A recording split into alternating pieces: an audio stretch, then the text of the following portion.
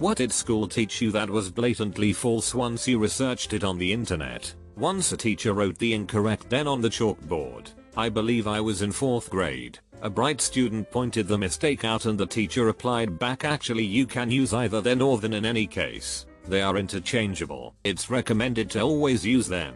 However, that effed me up for a long time.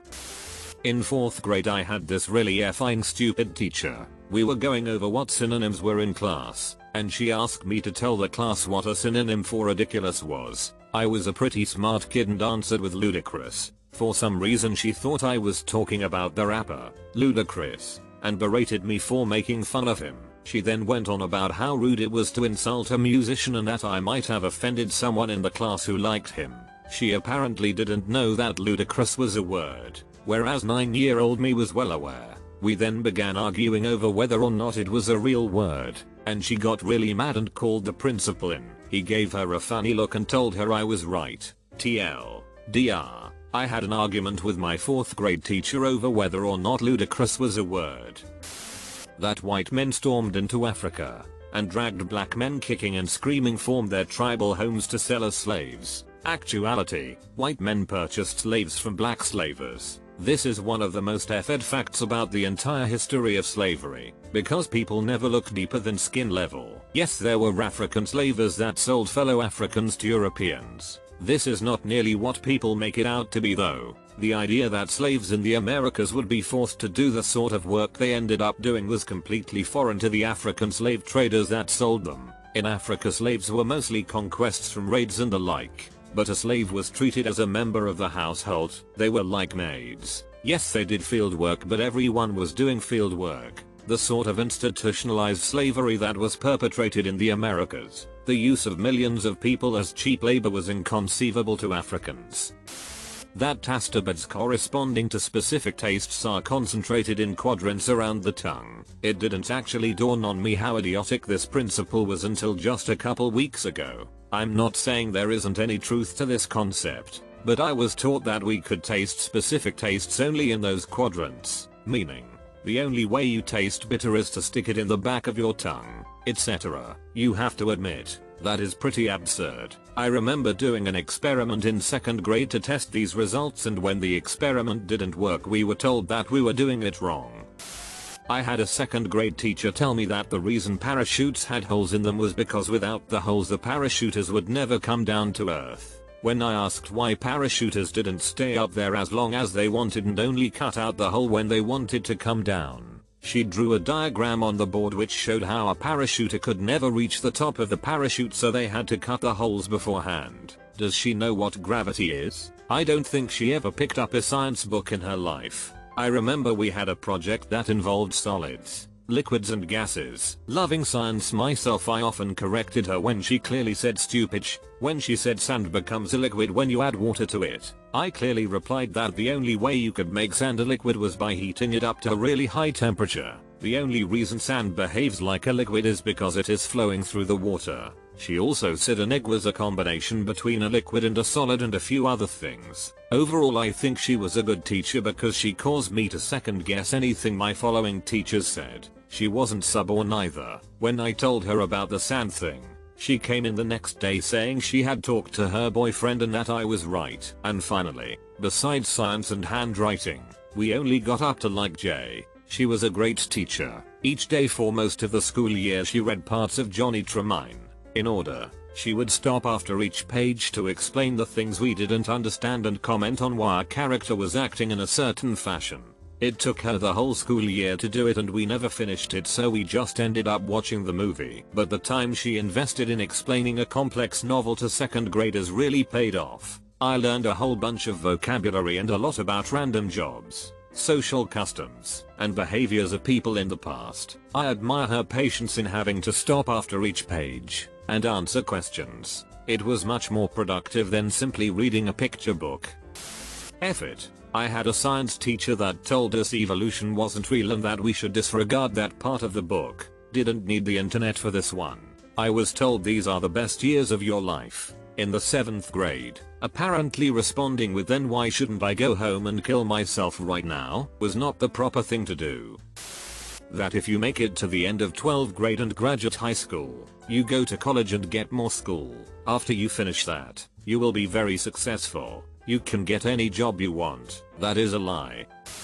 The Brontosaurus. In all fairness, I think most of the scientific world was duped by this one. But it was my favorite dino growing up. I had a dream as a kid that I had a pet Brontosaurus for a pet named Bronte. He lived in my backyard and gave me rides to school on his head. I was very disappointed trying to do research later that the Brontosaurus is actually the bones of two different dinos that got incorrectly matched up. Shattered my kid dream.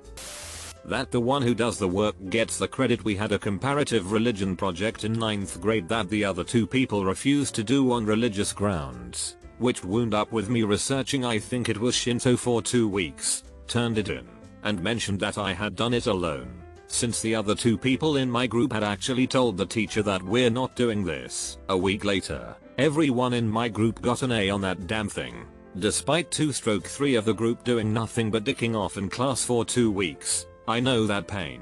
I took IB in high school and therefore had to do a special project in physics called a Group 4 project. Our class's project was to make a monorail that would propel itself with electromagnets. I was on the team delegated to make the monorail car itself. I was unable to make it on the weekend they actually built the thing, though I tried to help out in the design process as much as possible to compensate. And the monstrosity they brought in on Monday was a horrific Frankenstein creation of balsa wood wildly pasted together, using skateboard bearings for wheels which made it too heavy to work, no mounting points for the magnets, and too large to physically fit on the rail. It was a travesty. So that night I picked up a block of balsa on the way home and stayed up until 4 AM making a car that didn't suck, with properly designed structural members, HO train wheels, and a light paper skin at a fraction of the weight and size of the team's creation. The project was peer graded, and the teachers felt that everyone marked each other too leniently, so they wound up giving the entire class a static 75% for doing my entire group's work for them. I got 75% and so did they. I was pissed. Christopher Columbus proved the world was round. False. People knew it was round since Aristotle's time. Cute white screwed meme. When I was in 2nd grade I asked my teacher if the continents used to be connected, since that is what it looks like on a map. South America would fit perfectly into Africa's west coast, for example. She said no. Asked my physics teacher in 5th grade if she believed in life after death and why. She said yes and explained it by saying that energy can never be destroyed and that everything is essentially energy. Now, I can't prove there isn't a life after this one, but her logic is flawed. It is a specific state of energy that creates my body and my mind. When my body rot away, the energy I now consists of will still be present but in another form. It's like looking at a wooden house and insist that it's still a tree, and some other things. Columbus discovered America. I will one day need cursive. I won't always have access to a calculator of some sort. Eratosthenes was not even mentioned when talking about flat versus sphere Earth. I thank Carl Sagan for my interest in science, because the schools I went to before the age of 16, the age when we first are allowed to customize our learning experience here in Sweden, serenely didn't inspire or teach me at all that you are a unique flower and to reach for your dreams. It's all fine and dandy, but the world is harsh. No one gives the slightest sh about you being a unique flower and your dream. It will not be given to you and you will have to fight tooth and nail to get there. I didn't even have to go onto the internet to find this out. Me, being a total derp, once tried to cook a couple of sausages in the microwave. This ended with black sausages, smoke alarms going off for 10 minutes, and blackened sausages. 1 week later, my science teacher tells the class that you can't burn food in the microwave. I put my hand up and told the class about my scenario. Idiot didn't know what to say. That evolutionists change their facts all the time to fit their theory of evolution, while intelligent design advocates base their knowledge off the evidence, which supports the Bible. I know, it's effed up. They outright accuse the scientific community of the very same thing they practice. The balls. Honestly, even though it's stupid, it's kind of scary. It was a private Christian, Protestant, school in rural South Louisiana. It's sad how many Bible Belt children are indoctrinated with such anti-scientific thought, and in doing so, prevent most of them from ever appreciating the true beauty of biology and the gift of life. When they teach this to 12-year-olds in Christian schools, we weren't taught what the scientific community actually believes. We were taught the same old creationist arguments, irreducible complexity, missing links, Darwin recanting evolution on his deathbed, etc. We were taught that scientists actually don't have answers to these arguments against evolution, even though they have been repeatedly shown to be bullsh. If you're a 12-year-old who's learning this in school for the first time without any major source in your life to tell you that it's bullsh,